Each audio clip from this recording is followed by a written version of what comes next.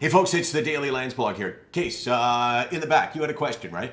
Are you manic today? Am I manic today? Well, are you judging by the way I'm talking right now? Or do you think I'm talking a little bit too quick, maybe a little too energetically, maybe I'm all hyped up? No, I feel good.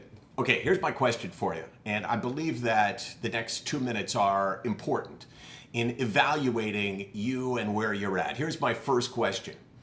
Are you satisfied with where you are right now? If you suffer from a mental health problem, if you've been diagnosed with that, or if you haven't been diagnosed by that or for that, my question is, are you okay with where you are right now? And I got to put that in context for you.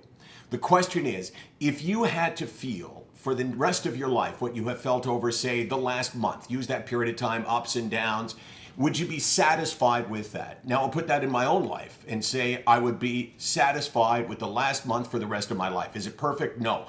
Am I affected by the medication, narrowing my range of emotion? Absolutely. But I will accept that given where I've been. I will accept that. I will say, you know what? I'm going to take it. So my question for you is, will you accept that? Would you accept that the rest of your life? Ask yourself that question. The rest of my life, would I take how I've been the last month? And if the answer is yes, then that's great. And if the answer is no, you've got to ask yourself, okay, what are you going to do about it?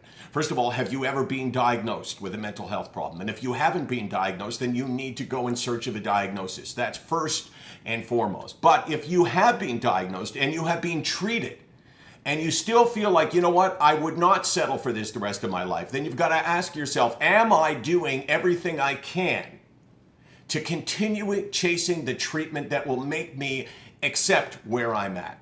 Meaning, you could be on medication, but if the medication doesn't have you where you want to be, then you gotta change the medication or add to the medication or increase the dose of the medication or go off the medication and try something else. Of course, while you are being monitored by a doctor. So the question is, are you fighting for that place where you can say, you know what, I'm okay with this?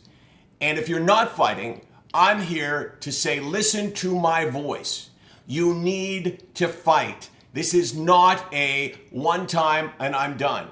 If you can't say I'm satisfied with where I am, then you need to fight. And if you don't have the energy to fight, I totally get that, but there's no other way.